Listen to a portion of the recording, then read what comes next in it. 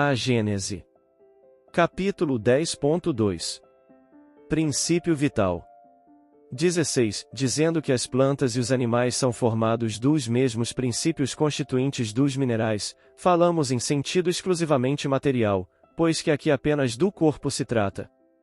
Sem falar do princípio inteligente, que é questão à parte, há, na matéria orgânica, um princípio especial, inapreensível e que ainda não pode ser definido, o princípio vital.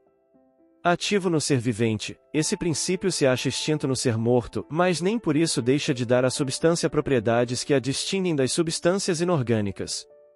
A química, que decompõe e recompõe a maior parte dos corpos inorgânicos, também conseguiu decompor os corpos orgânicos, porém, jamais chegou a reconstituir, sequer, uma folha morta, prova evidente de que há nestes últimos o que quer que seja, inexistente nos outros. 17. Será o princípio vital alguma coisa particular, que tem existência própria?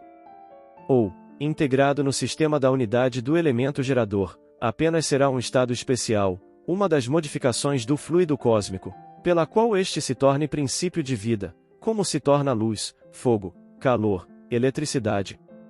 É neste último sentido que as comunicações acima reproduzidas resolvem a questão. Capítulo 6.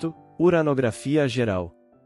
Seja, porém, qual for a opinião que se tenha sobre a natureza do princípio vital, o certo é que ele existe, pois que se lhe apreciam os efeitos.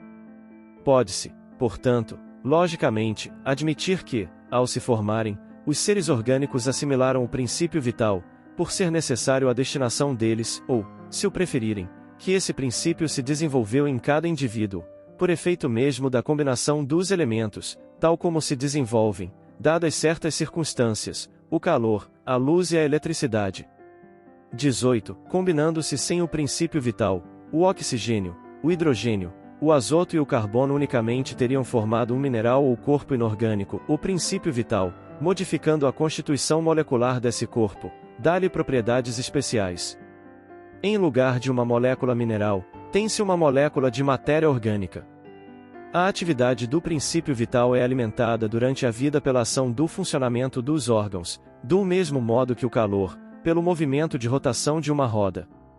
Cessada aquela ação, por motivo da morte, o princípio vital se extingue, como o calor, quando a roda deixa de girar.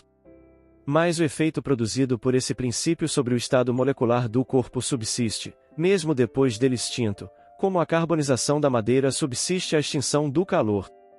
Na análise dos corpos orgânicos, a química encontra os elementos que os constituem, oxigênio, hidrogênio, azoto e carbono, mas não pode reconstituir aqueles corpos, porque, já não existindo a causa, não lhe é possível reproduzir o efeito, ao passo que possível lhe é reconstituir uma pedra.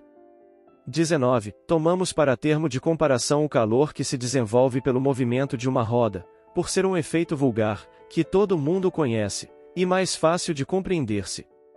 Mais exato, no entanto, houvéramos sido, dizendo que, na combinação dos elementos para formarem os corpos orgânicos, desenvolve-se eletricidade.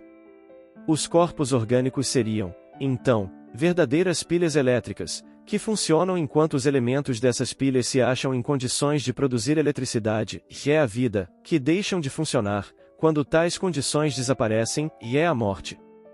Segundo essa maneira de ver, o princípio vital não seria mais do que uma espécie particular de eletricidade, denominada eletricidade animal, que durante a vida se desprende pela ação dos órgãos e cuja produção cessa, quando da morte, por se extinguir tal ação.